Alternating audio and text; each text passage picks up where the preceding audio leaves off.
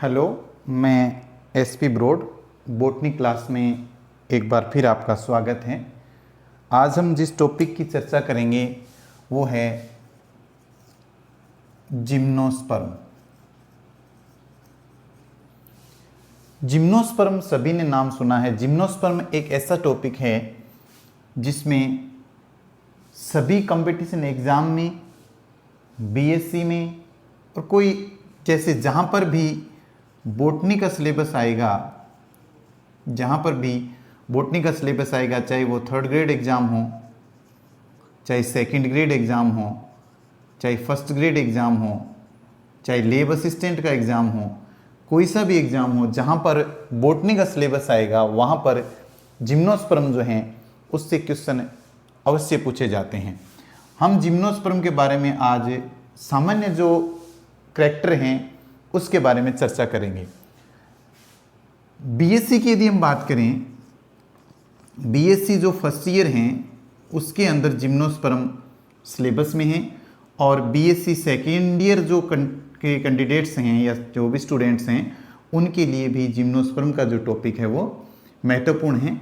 तो मेरे कहने का मतलब जिम्नोस्पर्म बोटनी का एक ऐसा टॉपिक है जिसके अंदर हर कंपटीशन एग्ज़ाम में और बीएससी के स्टूडेंट भी इससे लाभान्वित हो सकते हैं, इसके बारे में पढ़ सकते हैं।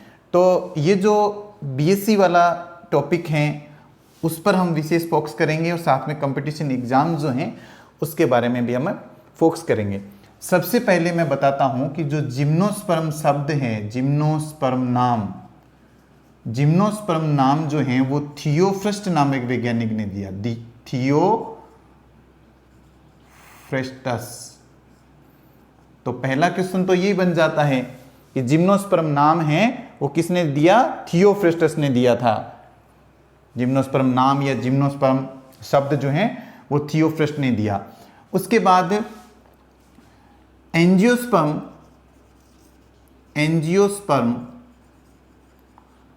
प्लस जिम्नोस्पर्म, एंजियोस्पर्म और जिम्नोस्पर्म दोनों को सम्मिलित रूप से स्पर्मेटोफाइटा या स्पर्मेटोफाइट्स या स्पर्मेटोफाइटा कहा जाता है। स्पर्मेटोफाइटा के अंदर क्या होते हैं? बीज वाले पादप होते हैं, बीज वाले पादप। स्पर्मेटोफाइटा में कौन से आते हैं? बीज वाले पादप आते हैं जिसके अंदर बीज बनते हैं। तो कहने का मतलब एंजियोस्पर्म और जिम्नोस्पर्म दोनों इस प्रकार के प्लांट हैं जिनके अंदर बीज बनते हैं। एंजियोस्पर्म जो होते हैं उसमें बीज बनते हैं, वो फलों में बनते हैं, या हम कह सकते हैं फलों में बंद होते हैं। जबकि जो जिम्नोस्पर्म जो होते हैं उसके अंदर बीज जो होते हैं बनते हैं लेकिन फलों में बंद नहीं होते। जिम्नोस्पर्म जो हैं इनको फलों के अंदर जिनमें बीज बंद नहीं होते इनको सामान्य रूप से या हिंदी में अनावृत बीजी कहा जाता है, अनावृत बीजी। और एंजियोस्पर्म जो हैं उनको क्या कहा जाता है? आवृत बीजी। जिम्नोस्पर्म कहां पर पाए जाते हैं? जिम्नोस्पर्म सीमित क्षेत्र में पाए जाते हैं, जबकि इसके हम बनस्पत देखें एंजियोस्पर्म तो वो सीमित क्षेत्र में नहीं पाए जाते। एंजियोस्पर्म विश्वव्यापी हैं। एंजियोस्पर्म क्या है? विश्वव्यापी हैं, यानी कि पूरे विश्व में फैले हुए हैं। फैलने का कारण यही है कि जो भी पौधे जहां पर पहुंचते हैं इसका मतलब वहां पर उनके बीज पहुंचते हैं। और एंजियोस्पर्म विश्वव्यापी होने का कारण यही है कि इनके बीज लंबे समय तक जीवित रहते हैं क्योंकि फलों में बंद हैं और फलों के माध्यम से ही इनका जो प्रकीर्णन होता है, बीजों का जो प्रकीर्णन है वो फलों के माध्यम से पूरे संसार में हो जाता है। इसलिए एंजियोस्पर्म विश्वव्यापी हैं, जबकि जिम्नोस्पर्म जिनके बीज फलों में बंद नहीं है वो सीमित क्षेत्र में पाए जाते हैं। हम जिम्नोस्पर्म की बात कर लेते हैं कि भारत में जिम्नोस्पर्म कहाँ पाए जाते हैं। तो भारत के अंदर जो जिम्नोस्पर्म है वो मुख्य रूप से हिमालय क्षेत्र में पाए जाते हैं। कौन से क्षेत्र में? हिमालय क्षेत्र में पाए जाते हैं। अर्थात ये हो गया कि जिम्नोस्पर्म जो हैं वो ठंडे प्रदेशों के पौधे हैं, ठंडे प्रदेशों में पाए जाते हैं, ठंडे प्रदेश में। अब जो जिम्नोस्पर्म हैं वो कैसे प्लांट हैं? जिम्नोस्पर्म जीरोफाइटिक प्लांट हैं, जीरोफाइट्स हैं। जिम्नोस्पर्म क्या हैं? जीरोफाइट्स हैं, यानी कि इस प्रकार के मृदुविद पादप हैं। अब प्रश्न ये उठता है कि हिमालय क्षेत्र में पाए जाते हैं तो जीरोफाइट क्यों हैं? जीरोफाइट्स उस पादप को कहते हैं या उन पौधों को कहते हैं जो पानी जो होता है, पानी की कमी वाले स्थान पर पाए जाते हैं, पानी की कमी।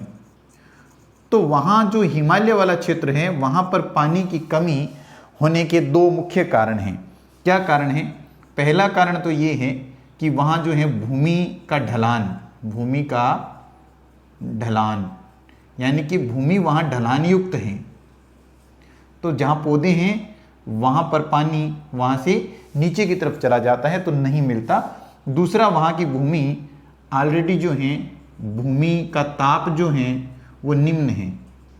तो ये दो कारण हैं, भूमि का निम्न ताप और भूमि का ढलान, जिसके कारण पानी की कमी या जहाँ पर पानी कम है और जो पानी की कमी वाले पौधे हैं उनको हम क्या कहते हैं? जीरोफाइट कहते हैं। तो एक प्रश्न ये तैयार हो गया कि जिम्नोस्पर्म क्या है? जीरोफाइटिक प्लांट हैं।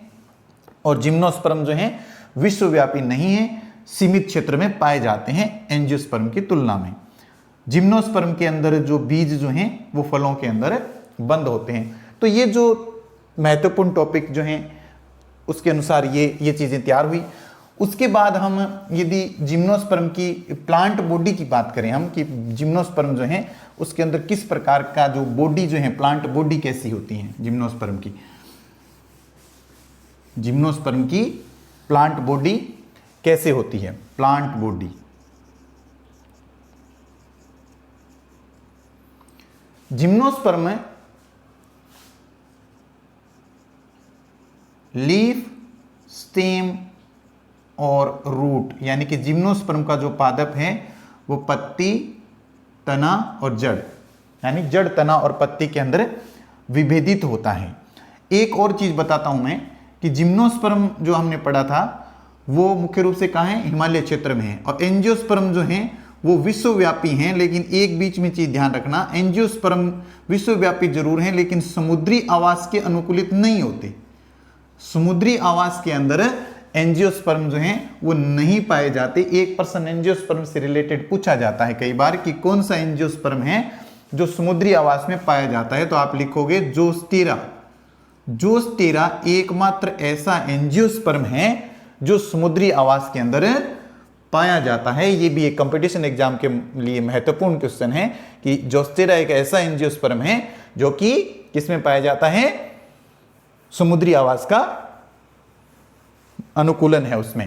वापस चलते हैं वहीं पर प्लांट बॉडी के अंदर। प्लांट बॉडी के अंदर जड़, तना, पत्ती के अंदर इसका शरीर जो है वो विभेदित होता है।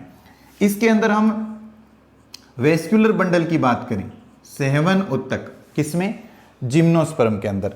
तो जिम्नोस्पर्म के अंदर सेहवन उत्तक यानी कि वेस्क्यूलर बंडल जो बनते हैं, हम जानते हैं कि वेस्क्यूलर बंडल बनते हैं जाइलम से और फ्लोएम से। किससे बनते हैं? जाइलम से और फ्लोएम से। लेकिन वेस्क्यूलर बंडल के अंदर कुछ विशेषता होती है जिम्नोस्पर्म के अंदर। जिम्नोस्पर्म का जो वेस्क्यूलर बंडल है, वेस्क्यूलर बंडल के अंदर वेसल नहीं पाई जाती। वेसल्स जो हैं वो जिम्नोस्पर्म के वेसल्स नहीं पाई जाती जिम्नोस्पर्म के जाइलम में। और जो फ्लोएम होता है उसके अंदर कैंपेनियन सेल्स जो होती हैं वो नहीं पाई जाती। अर्थात ये जो दोनों चीज एब्सेंट होती है जिम्नोस्पर्म के जाइलम और फ्लोएम के अंदर। सामान्य तौर पर हम पढ़ते हैं ना, आपको रिपीट करा देता हूं कि जाइलम में हम पढ़ते हैं कि जाइलम के अंदर वेसल्स होती हैं, ट्रैकिड होती हैं, जाइलम पेरेन्काइमा होता है, जाइलम फाइबर होता है। तो उसमें अंदर क्या होती हैं? वेसल्स तो होती हैं, लेकिन जिम्नोस्पर्म के जाइलम के अंदर वेसल्स एब्सेंट होती है। इसी प्रकार यदि हम फ्लोएम की बात करें तो वहाँ जैसे सीव ट्यूब्स हैं, कैंपेनियन सेल्स हैं और फ्लोएम के अंदर फ्लोएम फाइबर और फ्लोएम पेरेन्काइमा होता है। लेकिन और सारी चीज़ें होती हैं, लेकिन जो फ्लोएम जो होता है उसके अंदर, जिम्नोस्पर्म के फ्लोएम के अंदर कैंपेनियन जो होती हैं, कंपेनियन जो सेल होती हैं वो नहीं पाई जाती। कंपेनियन सेल्स जो होती हैं वो इसके अंदर एब्सेंट होती हैं। लेकिन अपवाद स्वरूप यदि हम अपवाद की बात करें तो इफिड्रा निटम और वेल्वेसिया,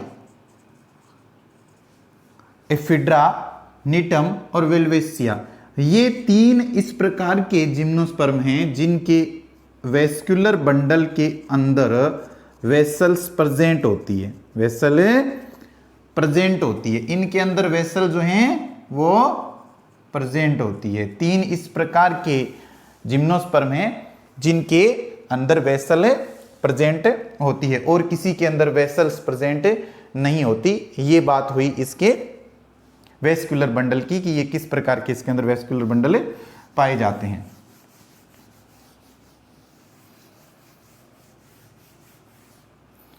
उसके बाद जिम्नोस्पर्म जो होते हैं वो हिटेरोस्पोरिक प्लांट होते हैं। हिटेरोस्पोरिक प्लांट, क्योंकि जिम्नोस्पर्म क्या है, इसका जो मेन प्लांट होता है जिम्नोस्पर्म का मुख्य पादप होता है स्पोरोफाइटिक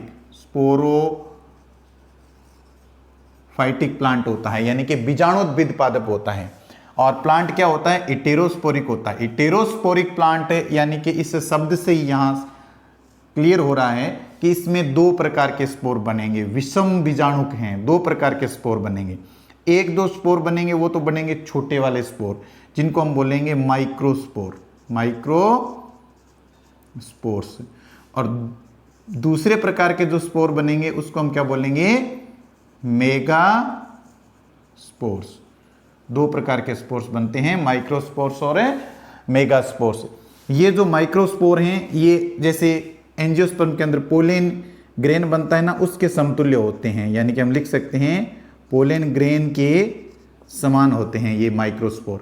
और ये यहां पर बनता है मेगास्पोर। माइक्रोस्पोर और मेगास्पोर ये बनते किस में हैं, स्पोरेंजिया में बनते हैं। स्पोरेंजिया में किसमें बनेंगे,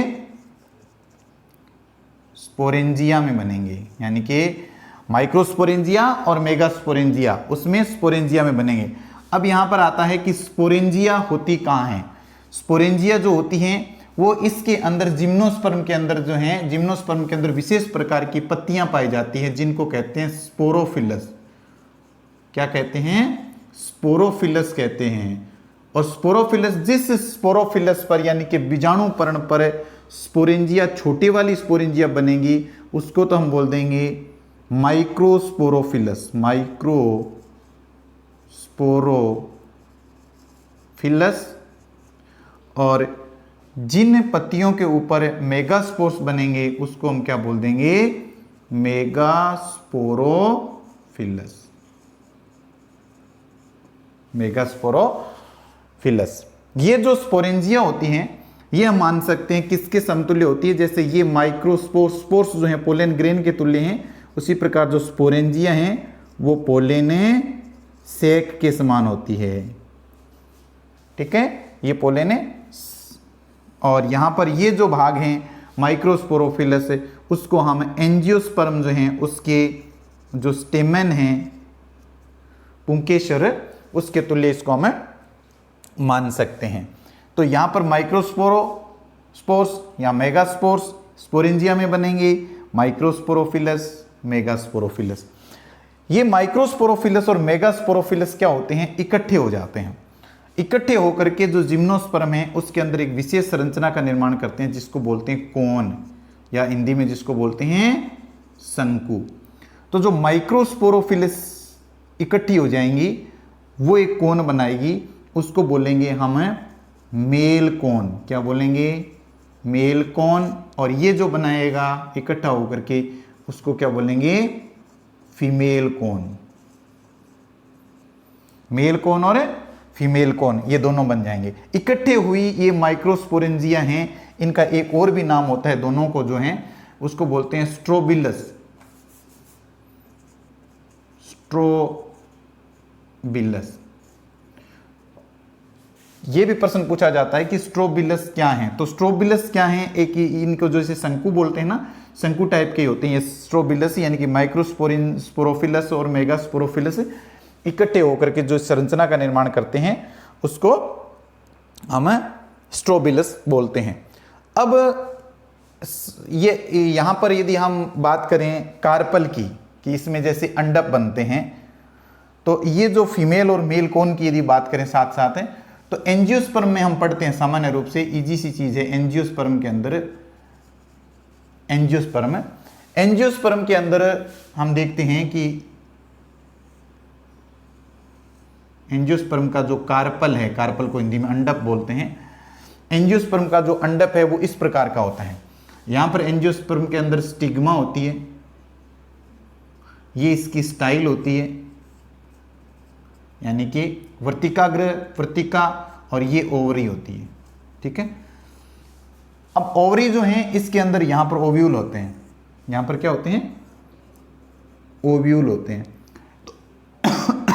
सॉरी, ये जो है ये एंजियोस्पर्म के अंदर, एंजियोस्पर्म का जो ये पूरा पार्ट है इसको क्या बोलते हैं, कार्पल बोलते हैं। कार्पल क्या बोलते हैं, कार्पल, या हिंदी में जिसको बोलते हैं अंडक। ये कार्पल या जो अंडक है ये एंजियोस्पर्म में तो इस तरह का होता है। हमारा टॉपिक जिम्नोस्पर्म है। जिम्नोस्पर्म के अंदर ये जो इस कार्पल्स की बात करें तो इसमें जो ये पुष्प का ही तो भाग है, ये क्या है, ये पुष्प के ही तो भाग होते हैं। तो पुष्प जो है एंजियोस्पर्म के अंदर जो पुष्प बना, ये किसका रूपांतरण हुआ, यानी पत्ती का। तो पत्ती से क्या बना, पुष्प। यहां पर पुष्प जैसी अब संरचना दिख नहीं रही है, यानी कि पत्ती ने पुष्प का निर्माण किया, पुष्प की संरचना का। तो एंजियोस्पर्म में ऐसे कह सकते हैं कि पत्ती का रूपांतरित जो पुष्प है, पत्ती अपनी पहचान खो दी है। यहां पर पत्ती जैसी ऐसी कोई संरचना दिखाई नहीं देती।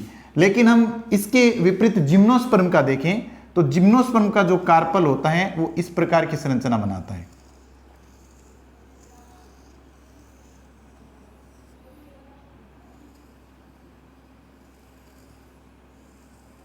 जिम्नोस्पर्म का जो कार्पल है वो इस प्रकार की जो संरचना है, इस प्रकार की संरचना का निर्माण करता है।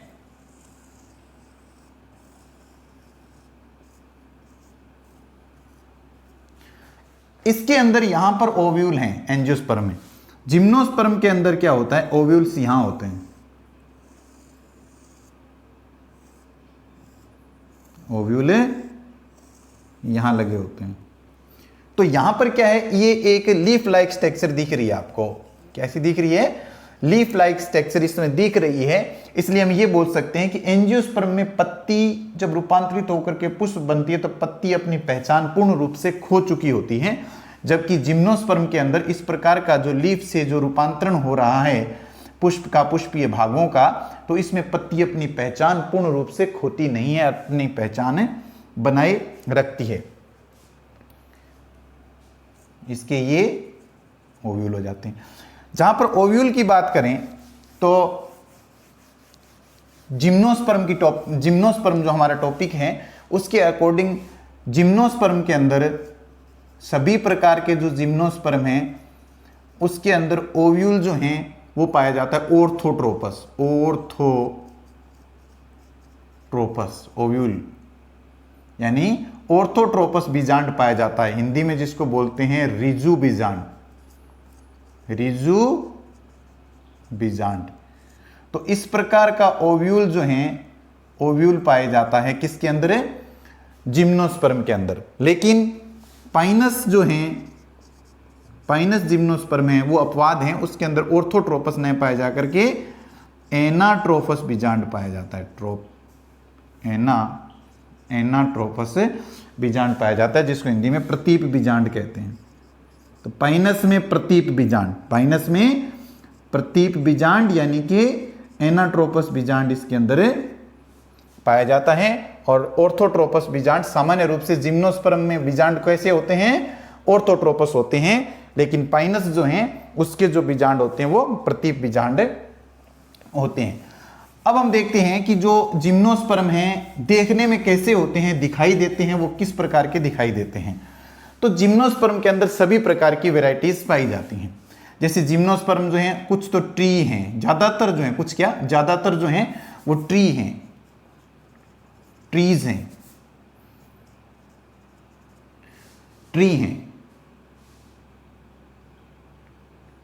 जैसे साइकस और पाइनस, ये बड़े बड़े पौधे हैं, यानी कि इसके अंदर वृक्ष हैं। दूसरा जो है इसके अंदर सर्ब्स हैं, जिसको शूप बोलते हैं हिंदी में। जैसे इफिड्रा, इफिड्रा इफिड्रा जिम्नोस्पर्म है, लेकिन ये सर्ब है, यानी कि एक शूप है। तीसरा इसमें एक स्पेशल है लाइना। लाइना बोलते हैं कठलताओं को, कठलताएं, कठलताएं। इस प्रकार के कुछ पौधे होते हैं जो पेड़ों के ऊपर चढ़ जाते हैं, पेड़ों के ऊपर चढ़ जाते हैं। जैसे ये पेड़ हैं, पेड़ के ऊपर चढ़ करके और ऊपर से जो सनलाइट है,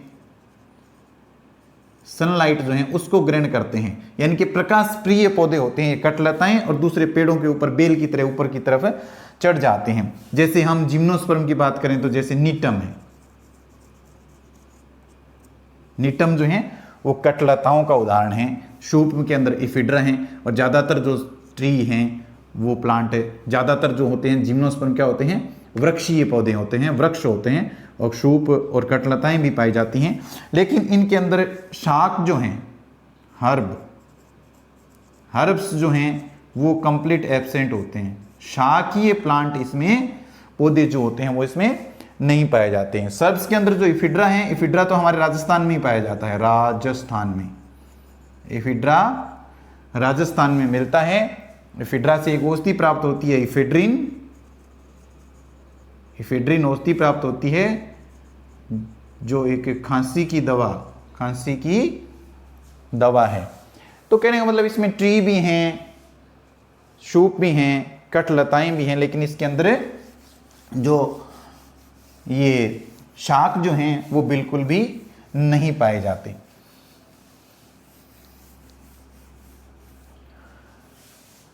जिम्नोस्पर्म और एंजियोस्पर्म दोनों ही एंडोस्पोरिक प्लांट होते हैं, एंडोस्पोरिक, अर्थात इनका स्पोर का अंकुरण अंदर ही होता है, उल के अंदर ही होता है, एंडोस्पोरिक प्लांट होते हैं। स्पोर्स का जब अंकुरण होता है तो जैसे माइक्रोस्पोर हैं, एंजियोस्पर्म की बात करें या इसे जिम्नोस्पर्म की बात करें तो माइक्रोस्पोर के अंकुरण से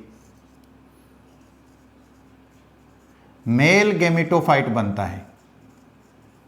माइक्रोस्पोर के अंकुरण से मेल गैमेटोफाइट बनेगा, और मेगास्पोर जो हैं, मेगास्पोर्स जिम्नोस्पर्म में, मेगास्पोर के अंकुरण से फीमेल गैमेटोफाइट, फीमेल गैमेटोफाइट बनता है। मुख्य पादप मैंने आपको बताया था कि जिम्नोस्पर्म का मुख्य पादप तो क्या होता है, स्पोरोफाइटिक होता है, यानी कि स्पोरोफाइटिक और 2n होता है। यहां मेल गैमेटोफाइट और फीमेल गैमेटोफाइट ये क्या बनते हैं, nn बनते हैं।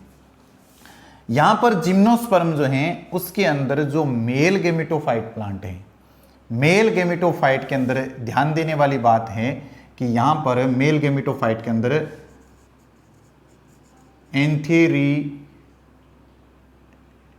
एंथीरिडियम नहीं बनता, एंथीरिडियम एब्सेंट होता है,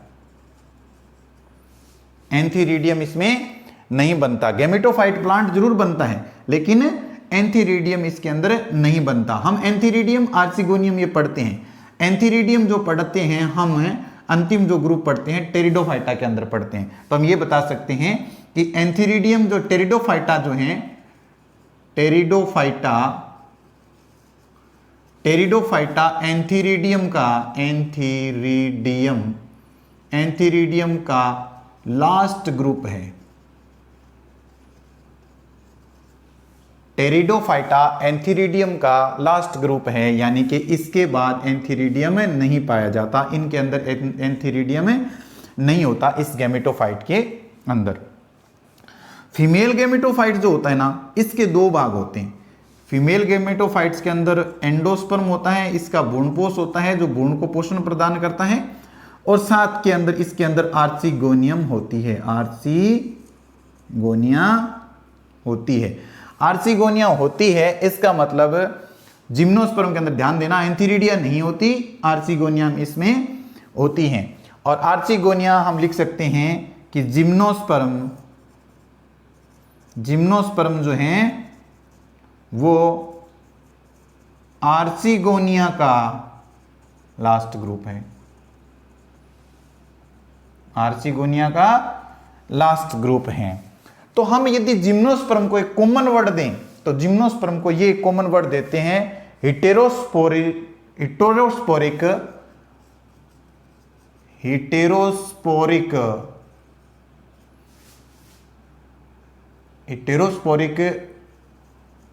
आर्चिगोनिएट प्लांट, हेटेरोस्पोरिक आर्चिगोनिएट प्लांट। तो आर्चिगोनिया जिम्नोस्पर्म तक पाई जाती है, एंजियोस्पर्म के अंदर आगे नहीं पाई जाती। और जिम्नोस्पर्म के अंदर कुछ जगह जो इसके जो मेल गैमेट्स हैं, मेल गैमेटोफाइट्स में जो मेल गैमेट्स बनेंगे वो कुछ जिम्नोस्पर्म ऐसे होते हैं जिनके अंदर ये गति करते हैं अर्थात फ्लैजिला युक्त होते हैं। इनके गतिशील कुछ में गतिशील होते हैं अर्थात इनके अंदर फ्लैजिला पाए जाते हैं। फ्लैजिला जो हैं वो इनके अंदर पाए जाते हैं, कुछ जो जिम्नोस्पर्म है उनके अंदर, सभी के अंदर ये नहीं पाए जाते। और एंजियोस्पर्म की यदि हम बात करें तो एंजियोस्पर्म के अंदर तो ये होता ही नहीं है। एंजियोस्पर्म के अंदर तो सभी जो मेल गैमेट्स होते हैं, मेल गैमेट्स, सभी प्रकार के जो मेल गैमेट्स हैं वो अचल ही होते हैं, मेल गैमेट अचल। तो एंथीरिडियम का लास्ट ग्रुप क्या है? टेरिडोफाइटा है। एंथीरिडियम का लास्ट ग्रुप टेरिडोफाइटा है। और आर्चिगोनिया जो है, आर्चिगोनियम का जो लास्ट ग्रुप है वो जिम्नोस्पर्म है। तो हम यदि आर्चिगोनिएट प्लांट की भी बात करें तो आर्चिगोनियम प्लांट में कौन कौन से आ जाएंगे? आर्चिगोनिएट प्लांट्स की यदि हम बात करें जिसमें आर्चिगोनिया पाई जाती है उसमें क्या आ जाएंगे? Bryophyta, pteridophyta and gymnosperm. और सिर्फ हम एंथीरिडिया का बात करें तो एंथीरिडिया सिर्फ जो है टेरिडोफाइटा तक ही सीमित होती है। एक पोलिनेशन की बात करें हम, परागण, तो तुलना करें हम जिम्नोस्पर्म और एंजियोस्पर्म की, जिम्नोस्पर्म और एंजियोस्पर्म। तो एंजियोस्पर्म जो है उसमें हम देखते हैं कि इस प्रकार की जो स्ट्रक्चर होती है और परागकण यहां आता है और उसके बाद परागनलिका बनाता है। तो ये जो इस प्रकार का जो परागण है यानी कि स्टिग्मा जो है वहां पर परागकण आया है सबसे पहले। तो इस प्रकार एंजियोस्पर्म के अंदर इस प्रकार जो परागण की जो क्रिया है उसको बोलते हैं स्टिग्मेटिक यानी कि स्टिग्मा से हो रहा है स्टिग्मेटिक पोलिनेशन, परागण। और हम जिम्नोस्पर्म की यदि बात करें तो जिम्नोस्पर्म के अंदर जो परागण होता है वो बीजांड द्वारीय परागण होता है, बीजांड द्वारीय,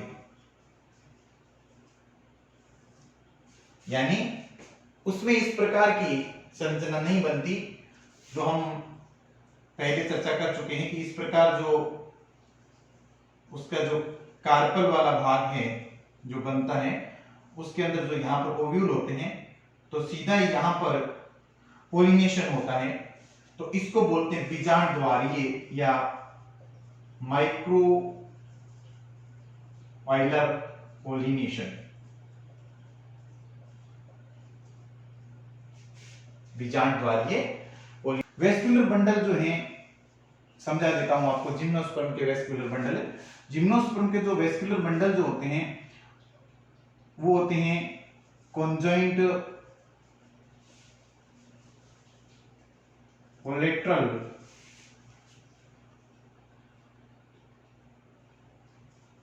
एंडार्क एंड ओपन होते हैं।